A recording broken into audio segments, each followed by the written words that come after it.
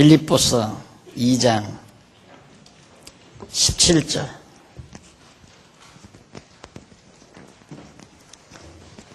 빌립보 2장 17절. 만일 너희 믿음의 재물과 봉사 위에 내가 나를 관제로 드릴지라도 나는 기뻐하고 너희 무리와 함께 기뻐하리니 이와 같이 너희도 기뻐하고 나와 함께 기뻐하라. 18절까지 내용입니다. 오늘은 교재 69페이지 중간쯤 보시면 3번 봉사의 원천인 행복.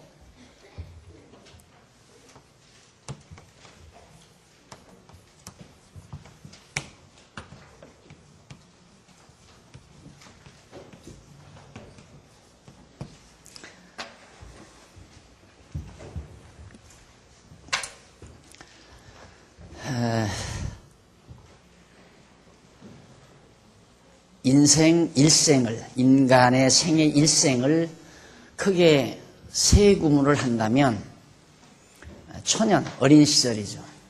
아마 20대 미만이라고 볼 수 있겠죠. 20대 미만은 철저히 남의 도움하에서, 부모님의 도움하에서 자라납니다. 성장하고.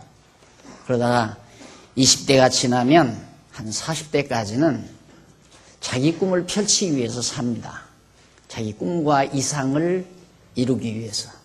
그러다가 40대가 지나서 50대, 60대가 되면 철저히 자식들을 위해서, 후대들을 위해서 희생하며, 희생봉사하며 살다가 조용히 눈을 감는 것이 인간 일생이라고 정리를 할 수 있습니다.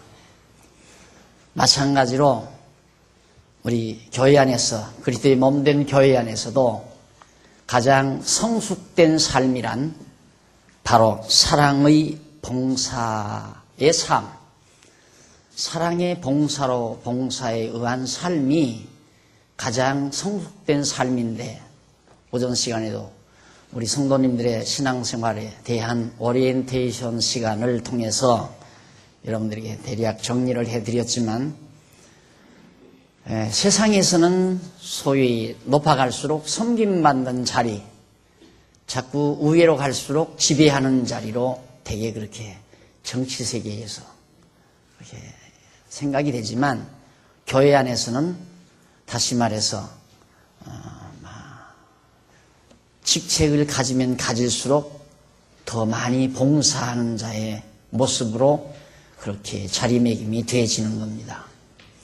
그래서 결국 우리 신앙인들은 성숙된 삶을 산다고 하는 것은 마지막 죽는 날까지 이제 말씀드린 대로 항존지기로서 하나님께서 영혼 부르는 날까지 자라나는 어린 영혼들을 위해서 희생하고 봉사하며 살다가 하나님께 가는 것이 가장 성숙된 신앙인의 삶의 자태라는 것은 자연 모든 원리도, 자연의 모든 원리도 우리에게 교훈을 하지만 성경도 구체적으로 우리에게 교훈해주고 있습니다. 우리가 가끔 동물의 세계를 방송에서, 텔레비에서 보다가 보면 정말 이성이 없는 동물도 본능에 의해서 마지막 죽을 때에는 새끼에게 모든 것, 자기의 시신마저도, 자기의 시체마저도 새끼를 위해서 다 제공해주고 죽어가는 그런 동물들을 자주 보게 됩니다. 이것이 이제 동물 세계에서 있듯이 또 식물 세계에서도 마찬가지입니다.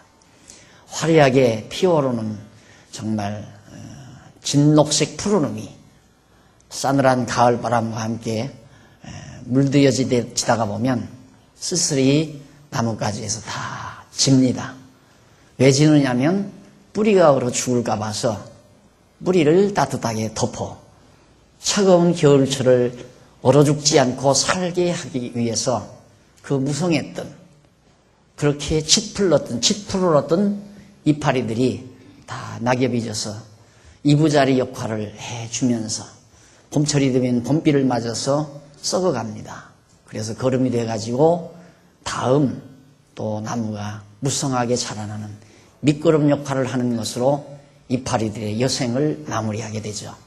이것이 끝없는 우리 미련스러운 인간들에게 끝없이 교훈해주는 자연 세계의 교훈의 내용이라는 것을 우리가 관가할 수가 없는 겁니다. 하나님께서 그런 모든 자연현상들을 통해서 지혜로운 삶을 살도록 끝없이 우리에게 교훈해 주는 겁니다. 이제 우리는 그동안 몇 달에 걸쳐서 기독교 행복론에 대해서 공부를 해왔습니다. 과연 인간이 어떻게 사는 것이, 또 우리 그리스도인들이 어떻게 사는 것이 행복한 것이며, 행복이란 도대체 무엇이고 그 행복의 결과는 어떻게 나타나는가에 대해서 본론에서 구체적으로 우리가 정리를 해보고, 이제 마지막 막판 결론에서 행복이라는 것은 하나님의 은혜의 선물이었다. 그리고 행복은 경건생활의 결과로 나타난다. 마지막 세 번째 행복이란 봉사의 원천이 된다라는 내용으로 오늘 최종 결론을 내주려고 합니다. 경건의 결과로 누리는 행복은 한 몸 된 지체들에 대한 사랑의 봉사의 원천입니다. 한 몸이 된 지체들에 대한 사랑의 봉사의 원천이다.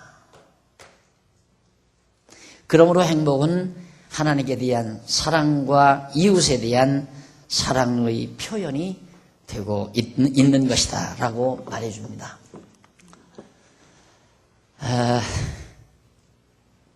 경건의 결과로 누리는 행복, 하나님을 알고 하나님을 경외하는 그 신앙 안에서 마음의 평안과 충족감, 이것으로 우리는 행복을 누리게 됩니다. 그게 행복인데, 그것으로 인해서 어떤 결과가 나는 한 몸 된 지체들이, 아까 제가 나무 얘기했죠? 나무가 무성하게, 제가 가끔 이제 이 주변 언덕을 제가 산책을 하는데, 요즘에는 나무 이파리들이 정말 낙엽이 수북이 쌓여 있어요. 그런데 이 동네 어른들이 그 산책길을 다 나무 잎을 다 쓸어내 버렸더라고요. 재미가 없어요. 그래서 일부러 낙엽이 수북이 쌓인 길을 저는 걷습니다. 그러면서 무한한 교훈을 제가 받죠. 그 낙엽들이 잎도 없고 눈도 없고 의식도 없지만은 그 자연현상은 끝없이 나에게 마지막 인생의 노년을, 마지막 인생, 노후의 인생을 어떻게 살아야 된다는 엄청난 외침을 외치는 목소리를 저는 들으면서 1시간 동안 산책을 합니다. 행복하게 사는 방법이죠. 가장 행복하게 사는. 그것이 정말 내 속에서 타오르는 사랑의 열정에 의해서 자라나는 어린 영혼들에 대한 뜨거운 봉사로 내 인생을 마무리할 수만 있다면, 저는 어제 밤늦도록 아이들이 드라마를 제작한다고 그냥 밤을 새우면서 고등부 아이들, 또 청년부, 대학부들 나와서 그래요. 그래서 나는 열심히 우리 집사님들, 장로님들이 나오셔서 패서 쌓아놓은 장작, 나는 저 주변의 장작더미만 보면 아주 그냥 너무 훈훈하고 배가 부른 것 같아요. 부자 된 기분이고. 그 장작을 한 알음씩 안에다가 애기들 출가 와서 한 덩어리 두 덩어리 빼치카에 불을 지펴주면서 아이들이 자라나는 모습을 물끄러미 바라봤습니다.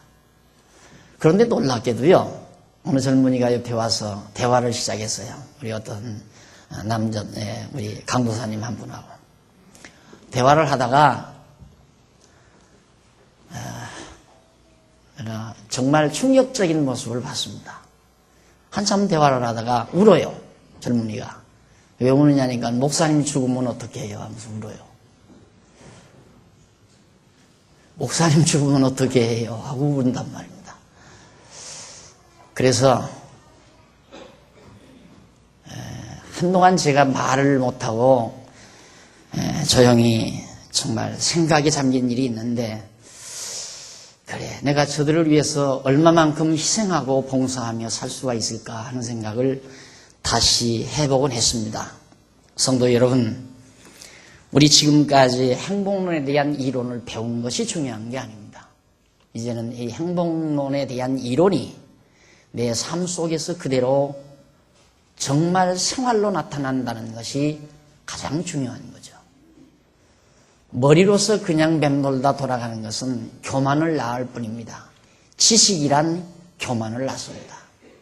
그러나 그 지식이 나의 삶으로 범벅져서 나올 때에 그거야말로 진정한 행복을 누리는 사람입니다.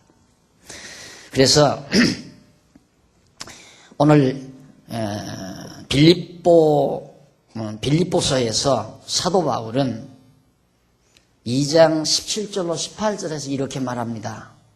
기쁨 가운데 제물과 봉사 후에 관제로 드린다. 관제란 피 뿌려서 드리는 제사를 관제라고 그래요. 제물을 이렇게 쌓아놓고 그 위에다가 피를 갖다 붓습니다. 그걸 관제라고 그러는데 한번 보십시다. 17절. 만일 너희 믿음의 제물과 봉사 위에 내가 나를 관제로 드릴지라도, 바울이 하는 말입니다. 빌립보 교회 성도들이 믿음의 제물, 정말 하나님을 믿고 신앙으로 사는 그 생활, 그것이 산제물 아니에요? 산제사의 제물인데 그 믿음의 제물과 그다음 봉사, 하나님을 믿는 경외심으로부터 나오는 사랑의 봉사거든요. 이게 빌립보 교회 성도들이 하나님을 믿고 사는 삶 속에서 나오는 사랑의 봉사 위에다가 나는 내 피를 관제로 드리고 싶다. 그것이 바울의 뜨거운 사랑의 표현이었습니다. 이 빌립보 교회 성도들을 얼마나 바울이 사랑했나. 당신들이 정말 믿음의 제물과 그리고 정말 사랑의 봉사를 해나가는 그 신앙생활의 그 위에 나는 내 피를 거기다가 쏟고 싶다는 것이 바울의 심정이었다 이 말이죠. 그렇게 내가 된다 할지라도 나는 기쁘다 이 말이에요. 내 피를 당신들의 그 산 제물 위에 뿌린다 할지라도 나는 기쁘다. 나는 기뻐하고 너희 무리와 함께 기뻐하리라. 기쁨이란 혼자 누리는 게 아닙니다. 혼자서 기뻐하는 것을 정신환자라고 그래요. 머리 돈 사람은 혼자서 좋아합니다. 혼자 돌아다니면서 희죽거리고 웃고 즐거워하는 것은 미친 사람이에요. 그러나 정상적인 사람은 함께 기뻐합니다. 혼자 기뻐하는 게 아니라. 그러나 우리는 어리석어서 끝없이 혼자 기뻐하며 살려고 하는 거죠. 다른 사람 기뻐하는 건 꼴을 못 보고 시기가 나고 질투가 나고 다른 사람은 다 괴로워하고 고통스러워하는데 나 혼자만 기뻐하는 것이 행복이라고 착각하고 사는 것이 우리네들의 보편적인 삶의 태도란 말이죠. 그게 얼마나 미련한 생각입니까? 여러분 저는 그래서 김여숙 씨가 얼마나 속이 상할지는 모르지만 아무리 집에서 맛있는 밥을 해줘도 교회 와서 점심 먹는 밥처럼 맛있는 밥이 없어요. 속상하겠지만 그것은 음식 자체에 있는 게 아니고 함께 먹을 수 있다는 것이 바로 그 맛을 만들어내는 겁니다. 가정도 그렇죠. 대부분 저는 일찍 출근하니까 혼자 밥을 먹을 때가 참 많습니다. 혼자 밥을 먹는 건 그냥 시장하면 안 되니까 영양보충 삼아서 억지로라도 밥을 먹는 거죠. 그러나 아이들이라도 좀 일찍 일어나서 함께 밥을 먹으면 훨씬 즐겁습니다. 인생은 함께 살아야 하는 겁니다. 함께 즐거워해야 되고. 이게 사도 바울이 하는 말, 가장 성숙한 자 아닙니까? 사도 바울은. 당신들이 믿음의 제물과 사랑의 봉사, 거기 사랑이란 빠졌지만 기초가 되는 거죠. 봉사의 기본은 사랑이니까. 봉사 그 위에다가, 그런 삶의 위에다가 나는 피를 뿌린다 할지라도 기쁘다 이 말이죠. 피를 뿌린다는 건 내 생명을 다하겠다 이 말이죠. 그런 적극적인 삶의 태도가 사도 바울의 행복을 만들어내는 거고 그 행복의 결실이 여물어져 가게 되는 겁니다. 그래서 나는 어젯밤에도 몇 분하고 앉아서 얘기하면서 많은 사람들이 행복하게 사는 방법을 망각하고 산다는 말을 거듭거듭 강조했습니다. 근데 사람은 끊임없이 유혹을 당하기 때문에 우리가 조금이라도 나태하면 그냥 빗나가고 말아요. 여러분, 제가 변명이 아니라 사실입니다. 제가 가끔 가다가 아무도 안 해도 나 혼자라도 합니다 하는 말은 내가 자꾸 유혹당할까 봐, 내가 흔들릴까 봐서 나를 확인하기 위한 쉽게 말하면 좀 거친 말은 발악이에요. 아무도 안 해도 나 혼자라도 합니다 하는 이 말은 한번 발견한 진리 그 내용 속에서 목표를 정한 그 목표를 향해서 흔들림 없이 살고자 하는 끊임없는 나 확인, 나 자신의 확인, 그리고 모든 사람 앞에서의 고백, 이것이 나로 어거해 주기 위해서. 난 쉽지 않아요. 빗나가기에 나는 쉽다 이 말이죠. 여러분들이 아니면 나는 빗나갈 수 있는 가능성이 충분하죠. 누가 나를 제압하는 사람이 없으니까. 그래서 여러분 앞에 바로 그런 고백적인 외침을 가끔가다가 합니다. 아무도 안 해도 나 혼자라도 합니다. 그리고 또 섭섭하게 오늘 또 정말 공동구회를 했습니다마는 제가 가끔 여러분 듣기 싫은 소리 하잖아요. 한 푼도 안 줘도 나는 합니다. 이 말을 왜 하는가?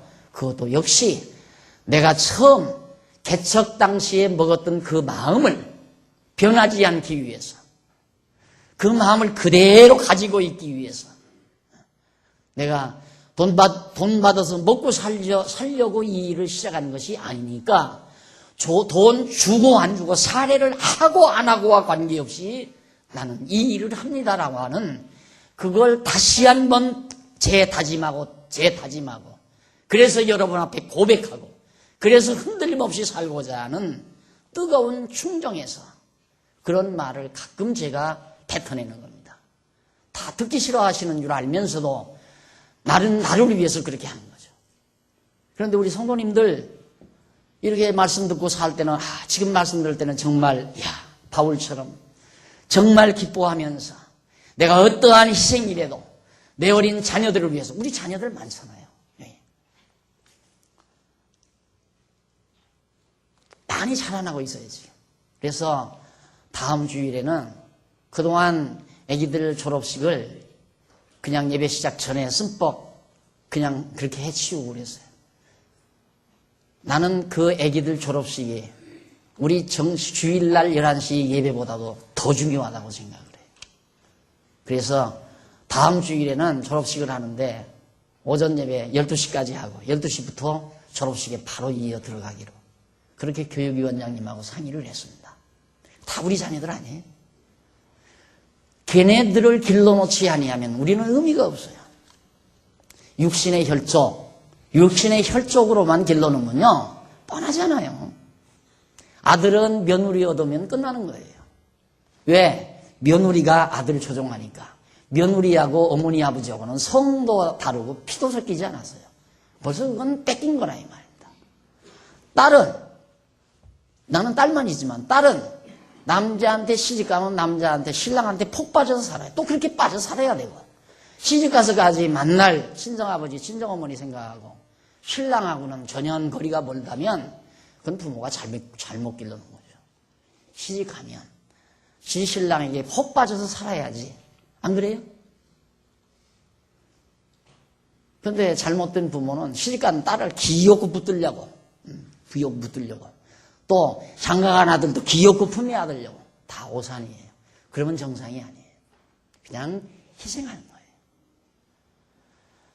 자, 그래서 정말로 바울처럼 그렇게 살아야지 마음을 먹고 희생하고 봉사하며 살아야지 마음을 먹다가도 다시 거처로 돌아가면 아파트촌에서 주변 아줌마들 주변 또 직장에서 계속해서 경쟁. 네가 진급하느냐 내가 진급하느냐. 네가 돈을 많이 버느냐 내가 돈을 많이 버느냐.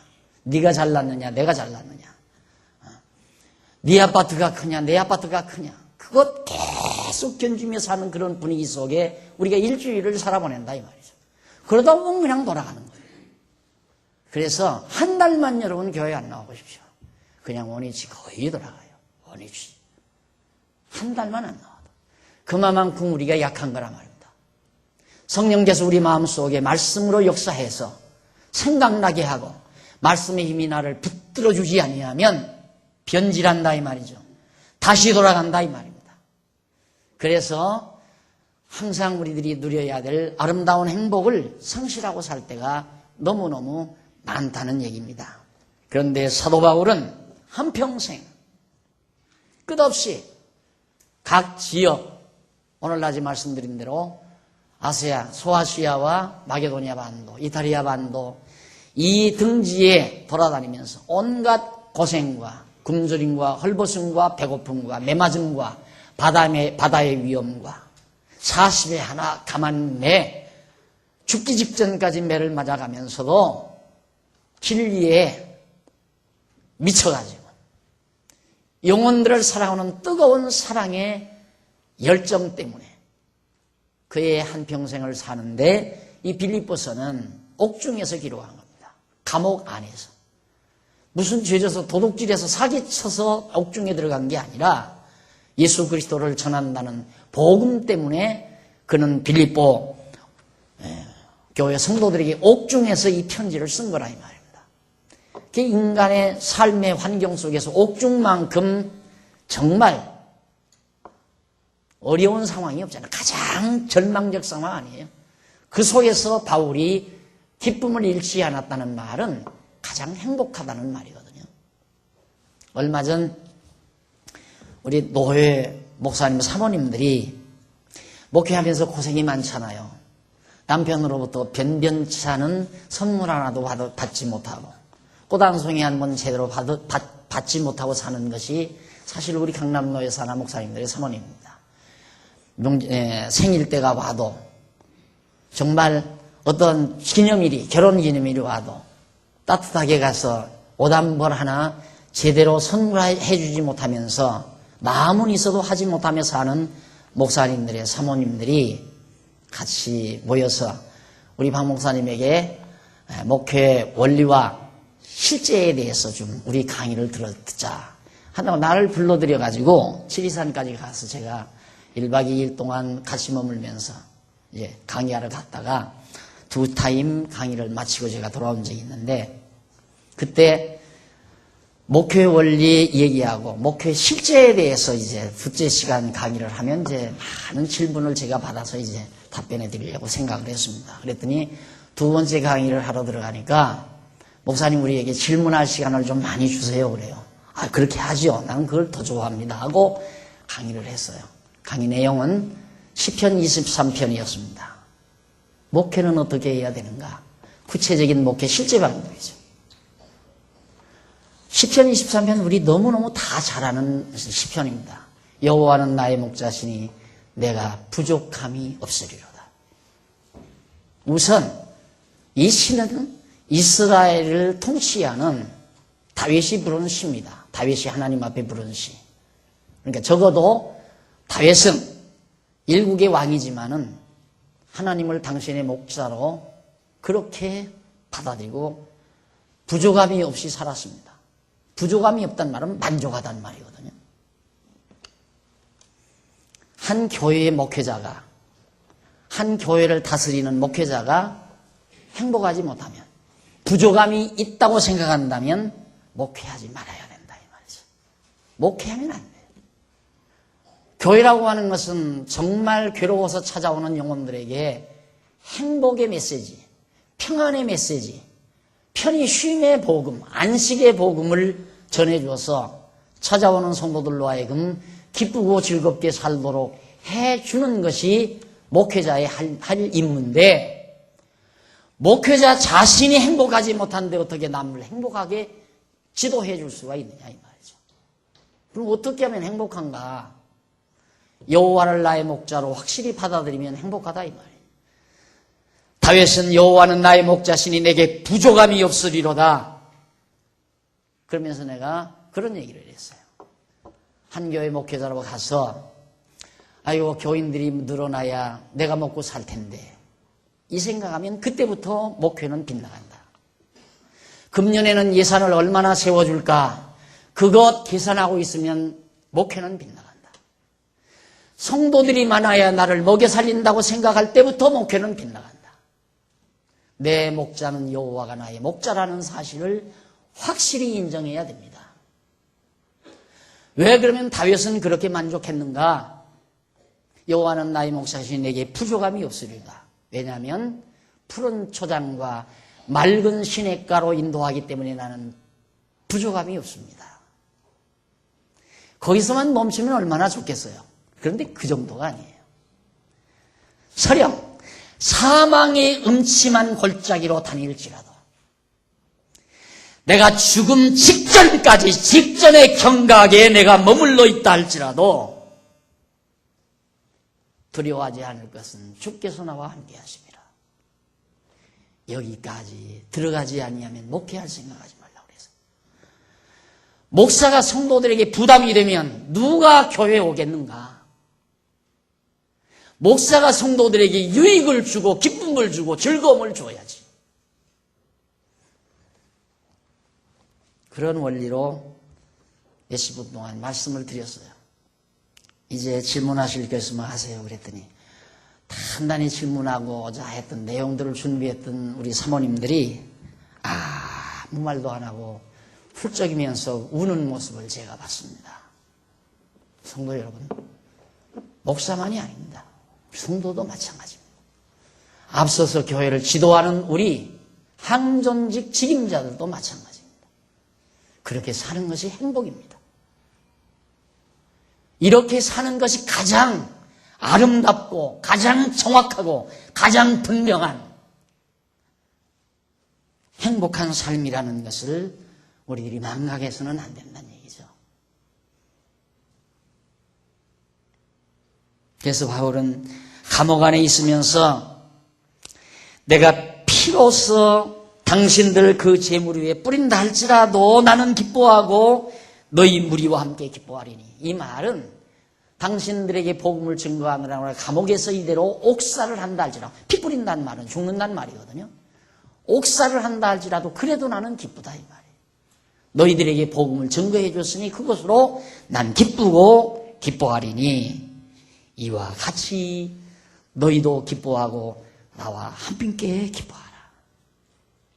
나 지금 기쁘니까 감옥에 있다고 해서 날 불쌍히 여기지 말고 나 기쁘다. 이 옥에서 그대로 내가 죽는 한이 있어도 기쁘다 이 말이에요. 그러니 너희도 제발 기뻐해라. 행복하라 이 말이에요. 그리고 나와 함께 기뻐하자.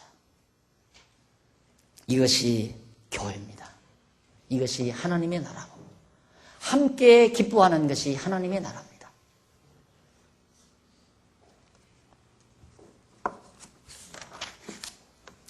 바울은 계속해서 고린도후서 9장 11절에 보면 모든 일에 부요하게 되어 봉사의 직무를 하게 한다 하는 말입니다. 11절 너희가 모든 일에 부요하여 너그럽게 연보함은 저희로 우리로 말미암아 하나님께 감사하게 하는 것이라. 너그럽게, 인색한 게 아니라 너그럽게. 우리는 그러죠.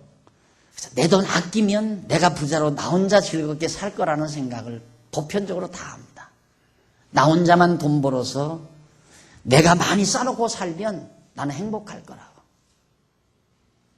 지난 수요일 저녁에도 그랬지만 어느 어른께서 그런 얘기를 하더라고요. 돈이 약 한 200억이나 가지고 있대요. 어떤 분이, 여자분인데 200억이나 가지고 있는데 죽고 싶다고 한대요. 돈이 200억이나 있는데 죽고 싶다고 한다. 그래서 예수 믿으라고 권면을 했대요. 여러분, 돈이 행복하게 하는 거 아니에요. 착각하면 안 돼요. 그래서 다윗이 부유하게도 마시고 가난하게도 마시고, 재물이라고 하는 것은 내가 먹고 입고 쓰는데 그걸로 족한 거예요. 문제는 내 정신세계예요. 내 영혼의 세계란 말입니다. 내 심령의 세계라 이 말이에요. 내가 얼마나 하나님을 목자로 모시고 살 건가. 다윗이 지금 사울에게 쫓겨서 죽음의 골짜기로 몰려가요.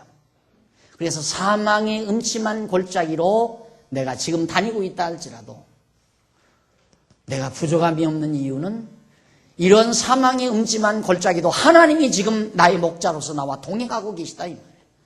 그러니까 나는 부족함이 없습니다. 여호와 하나님만 나와 함께한다는 확신만 있으면 그것처럼 부자가 없죠. 최고의 부자입니다. 필요할 때마다 적당한 때 가난하게 돼야 될 때는 가난하게 만드시고 부유하게 해야 할 때는 부유하게 만드시고 있어야 될 때는 있게 만드시고 없어야 될 때는 거두어 가시고 그러면서 나를 적당하게 푸른 초장과 맑은 시냇가로 인도할 때는 그런 대로 인도하시고 사망의 음침한 골짜기로 가야 할 때는 또 그런 대로 인도하시고 누가? 목자 되신 여호와께서. 이 확신이 없는 한 우리는 행복을 보장받을 수 없는 겁니다. 그래서 고린도 교회에 두 번째 보내는 서한에서 사도 바울은 너희가 모든 일에 부요하다. 그 부요하다는 말은 일에 부요하다 이 말이에요. 모든 일에. 하나님께서 우리에게 맡기신 선한 일에 부요해. 넉넉하다 하나님의 일에. 그렇게 해서 정말 하나님께서 너그럽게 연보를 우리가 한다. 연보 아무나 하는 게 아니잖아요. 여러분도 연보 지금 해보잖아요. 연보 억지로 안 되는 거예요. 그래서 일반 교회가 안 내면 하나님이 벌 준다, 저주한다. 생각해봐라. 하나님께 돈 한 푼도 안 갖다 드리는데 하나님이 복 주겠느냐. 이런 유치한 소리로 우리 인간을 매도하는 거예요. 그리고 11조는 하나님 거니까 그건 거들떠오지 말고 갖다 놔라. 그것도 얼마나 유치한 얘기예요. 그런 말로 우리 성도들을 매도하는데도 우리 성도들을 유도하는데도 성도들은 모르니까 거기에 매료돼 가지고 겁나서 두려워서. 그러나 우리 교회는 그거 아니잖아요. 그거 전혀 없어요. 안 내도 상관없어요. 연보 안 했다고 지옥 가는 법 절대 없어요. 어디에도 그런 말은 없어요. 연보는 하고 싶으면 하는 거예요. 하기 싫으면 마는 거고. 오늘날에 기준 정해줬잖아요. 아까 오전 시간에. 한 푼 안 하고 살아도 돼요. 그 대신 한 푼 안 하는 분은, 연보 한 푼 안 하는 분은 구태여 세례교인 역할을 하려고 할 거 없어요. 그냥 우리 교회 출입하면 되잖아요. 그냥 와서 앉아서 말씀 듣고, 식당에, 휴게실에서 점심 비싸줄 때 옆에서 누가 펴봤습니까? 아무도 회 안 봤잖아요. 당신 연보 회원ran가 한번 증거물 대봐. 그리고 밥 드리는 거 아니잖아요. 아무도 간섭 안 해요. 그러니까 와서 말씀 듣고 가서 점심 잡수고 또 차도, 커피도 마시고 그리고 놀다가 또 저녁에 오후에 또 참석하면 참석하고 안 해도 되고 주일날도 오고 싶으면 오기 싫으면 안 오고 그런다고 택한 백성이 지옥 가는 법은 없어요. 그리고 정말 하나님 말씀 듣고 정말 봉사하며 살고 싶어도 몸은 건강하지만 하나님이 많은 재물을 안 줬어요. 많은 재물을 안 주는 건 연보할 여건을 하나님이 안 준 거예요. 바로 여기 나오잖아요. 그렇게 너그럽게 연보하면 저희로 우리로 말미암아 하나님께 감사하게 하는 것이라. 하나님께서 하게 하셔야 돼요. 하나님께서 하늘 형편 안 주셨는데 왜 억지로 돈 많은 척, 연보 많이 하는 척 그럴 필요가 뭐 있어요. 솔직하게 살아요. 나 하고 싶지만 하나님이 여건 안 주면 못하는 거 아니에요. 당당하게 연보 못하라고 하지 말라고 그랬잖아요. 없으면. 그 대신 앞서서 봉사하려고 하죠. 어떻게 봉사해? 돈이 없는데. 이 땅에 사는 동안에는 재물이 있어야 봉사사업을 해가는데. 그러니까 서리집사만 하려고 하지 말아요. 서리집사라도. 그냥 일반 세례교인으로서 최소한 자기 짐 지고 살아가면 남에게 부담을 안 주니까 가장 좋잖아요. 그러나 자기 짐도 못 주면 누군가가 내 짐을 줘주니까 그저 감사한 줄 알고 조용히 참 고맙게 누군가가 내 짐을 져줘서 전기불도 환하게 잘 누르고 수돗물도 펄펄 잘 나오고 가스도 활활 잘 타고 건물도 잘 보수가 되고 여러분 오늘 공동회 해봤지만 관리부 예산이 1년 예산이 한 7천만 원, 1억 가까운 예산이 들어가요.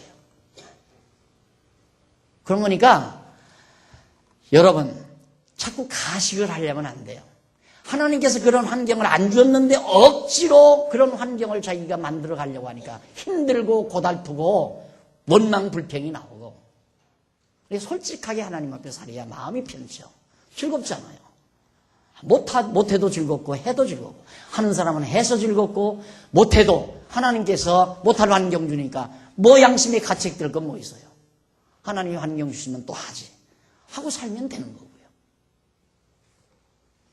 그래서 정말 모든 일에 부요하게 봉사의 직무, 헌신의 직무, 사랑의 봉사의 직무를 하게 하는 이유는 많은 사람들에게 감사가 넘치게, 하나님께 감사하게 하는 것이라.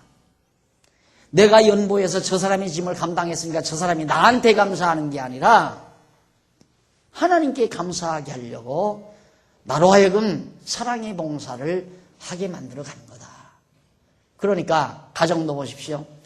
부모님들은 땀 흘려 애써 수고해서, 물론 젊은 날 30, 40대는 자기의 꿈을 달성하니까 즐거워요. 자기를 위해서, 철저히 자기를 위해서, 자기만을 위해서. 그러나 40, 50대가 넘어져 가면, 50, 60대가 넘어져 가면 희생하며 살잖아요. 모든 거 그냥 자손들에게 주어도 한이 없어요. 다 주고 싶죠. 어저께인가 우리 장로님들 앉으셔서 청소 마치고 담소를 하는데, 우리가 나이가 들기는 들었나 보네요. 자식들 보면 다 해주고 싶대. 다 모든 거 다 해주고 싶대요. 어떤 분 그러잖아요. 그런 경우 방송에서 나오잖아요. 자식이 뭐 사업하고 어려워지니까 농촌에 계신 부모님이 그냥 다 논전답 다 잡혀가지고 사업자가 미뤄졌어요. 그 바보라 밀어주는 게 아니에요. 나 굶어 죽어도 좋다 이 말이에요. 다 갖다 해봐라.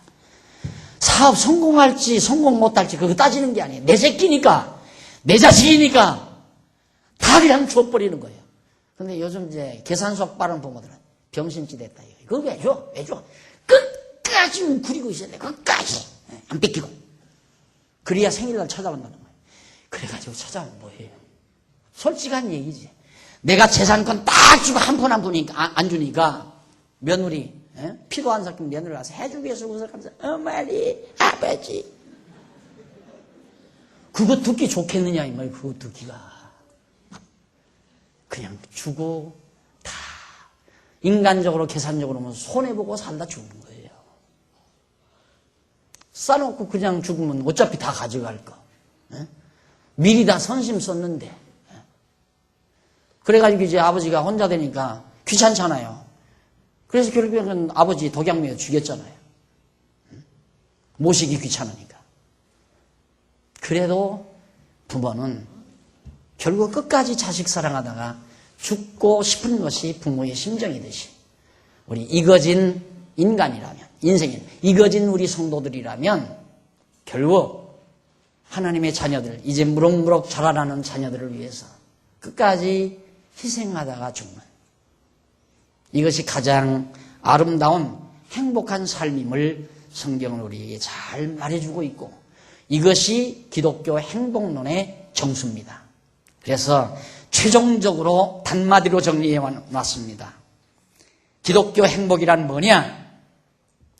71페이지 석 줄로 딱 나와 있습니다. 여호와 하나님께서입니다. 주어가 누구에게? 택한 백성에게 무엇을? 복 주실 것을 어떻게? 언약하시고 복을 주실 것을 언약해 놓고 언약대로 복을 받아 누릴 수 있는 조건을 갖추게 하셔서 복을 주고 누리게 하시고, 하나님께서 우리에게 언약에서 복 주어 누리게 해요. 인색하게 군다고 부자 되는 거 아니에요. 하루아침에 날아가게 할 수도 있어요. 바보 생각하면 안 돼요. 막 인색하게 웅크러주고 친구한테 짜장면 한 그릇 안 사주고 커피 한 잔 안 사주면서 구두쇠 역할한다고 해서 세상 것 다 거머쥐고 사는 거 아니에요. 참 퍼줬다고 해서 거지가 되는 것도 아니고. 문제는 내 속에 진짜 영혼을 사랑하는 뜨거운 열정, 진리를 사랑하는 뜨거운 열정에 의해서 내가 정말 희생하는 사랑의 봉사가 나가는가? 그게 중요한 겁니다. 인간 마음대로 돈 많이 벌어서 부자로 잘 먹고 잘 사는 그게 행복이라면 유물주의, 다시 말해서 자본주의, 이게 진짜 돈 많은 사람만 행복하게 살 거 아니에요. 돈 많은 사람만. 여러분, 재벌 총수들 나와서 회의할 때 얼굴 보십시오. 난 재벌 총수들 나와서 일할 때, 회의할 때 미소 짓는 사람 하나도 못 봤어요. 왜? 돈을 지키려니까 얼마나 고통스러워요. 돈 지키기가. 여러분 지금도 기천만 원 여유자금 있으면 참 돈 관리하기가 힘들죠. 주식 투자할까? 어디다 땅을 사놓을까? 주식 투자하는 날라가기 두렵고, 땅을 사놓자니 이거 오를라나 안 오를라나, 부동산 값이 떨어질라나 안 떨어질라나, 그거 가지고도 관리하기 힘들잖아요. 그런데 수십조, 수백조 가지고 있는 재벌들 빚득 한번 하면 막 수조씩 날아가 버려요. 수조씩.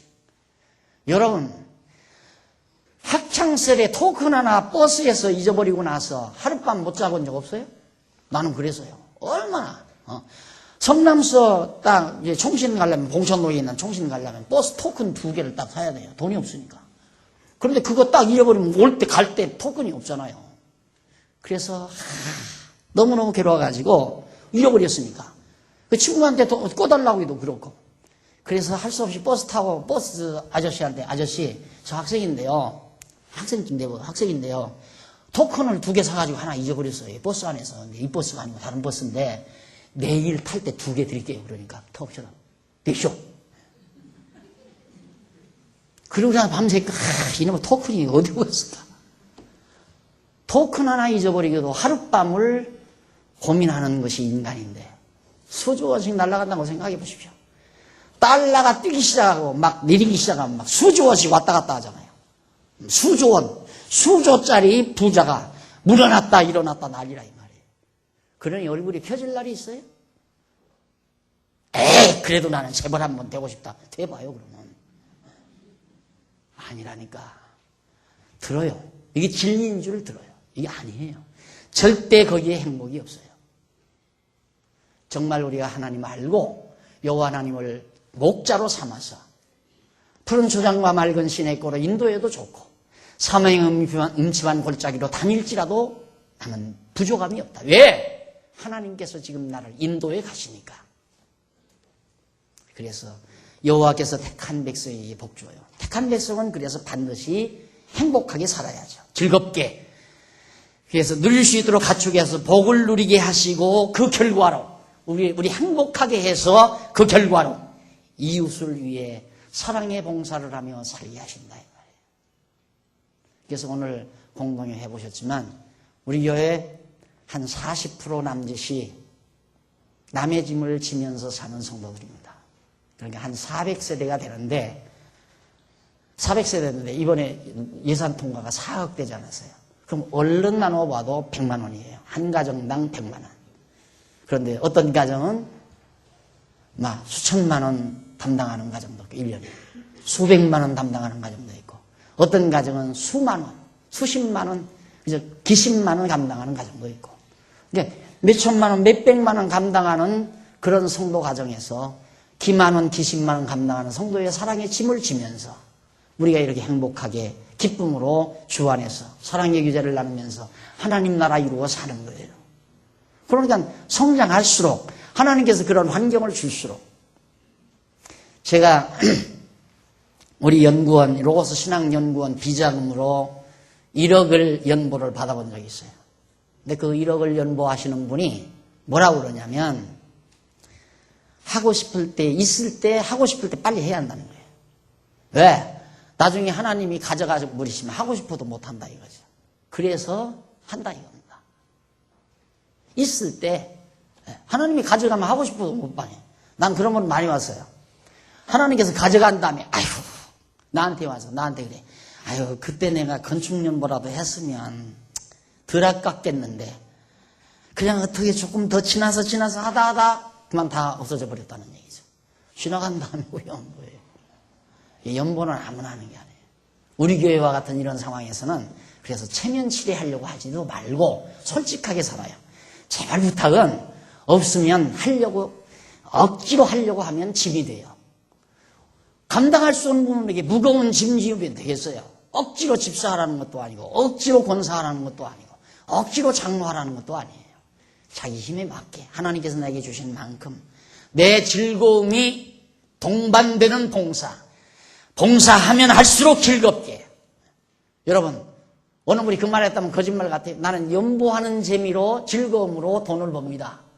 그런 말 많이 들어봤죠? 그렇게 실제로 사시는 분들이 있고. 봉사, 이것은 가장 행복의 정수입니다. 사랑의 봉사. 그리고 성숙된 자만이 감당할 수 있는 아름다운 행복의 결실이고요. 명심하시면서 어떻게 내가 행복하게 살 건가? 하나님께서 처한 환경대로 즐겁게 사는 것. 즐겁게 하나님 의지하고 사망의 음침한 골짜기, 맑은 시냇가 푸른 초장이 아니더라도 사망의 음침한 골짜기, 내일 이 집을 다 내놓고 부도가 나서 집이 다 넘어가고 병이 나서 당장 병원에 실려가는 그런 사망의 음침한 골짜기 상황이 온다 할지라도 하나님이 내 생명 지켜준다는 확신, 그리고 마음의 평안과 기쁨을 가질 수 있는 신앙, 이것이 진정한 참 그리스도인의 행복이라는 것을 명심하시면서 대단원의 막을 제가 내립니다. 기독교 행복론에 대한 최종 결론입니다. 항상 기억하시고, 우리 장안중앙교회 성도들은 슬퍼하거나 괴로워하거나 정말 고통스러워하는 성도 없이 가난한 자나 부유한 자나 모두가 다 함께 어우러져서 즐겁고 평안하게 살아가는 아름다운 지상의 낙원, 정말 하나님의 지상의 나라, 귀한 나라가 이루어지기를 학수고대하면서 오늘 말씀을 드립니다. 기도하십시다. 자비로우신 하나님 아버지, 감사합니다. 우리에게 소중한 보화를 주셔서 참으로 하나님의 사람들이 어떻게 사는 것이 행복한 삶인가를 몇 달에 걸쳐서 우리들이 연구하고 살펴봤습니다. 하나님 아버지, 이제 우리에게 이 소중한 보화를 발견케 하셨사오니 어떤 세상의 유혹이 밀려와도 흔들리지 말게 하시옵소서. 오직 여호와 나의 목자로 삼고 푸른 초장이든 맑은 시냇가든 사망이 음침한 골짜기든 환경 탓하지 말고 여건을 탓하지 말고 여호와가 나와 함께 계시니 부족함이 없다는 놀라운 고백을 하면서 살아가는 우리 슬기로운 우리 성도들 되도록 역사하시옵소서. 그래서 우리 장안중앙교회는 항상 어린 자나 큰 자나 가난한 자나 부유한 자나 힘 있는 자나 힘 없는 자가 모두가 다 함께 어우러져서 조화를 이루어 하나님의 나라를 이루어가는 슬기로운 귀한 종들 되도록 역사하시옵시기를 비오며 예수님의 이름으로 기도드립니다. 아멘.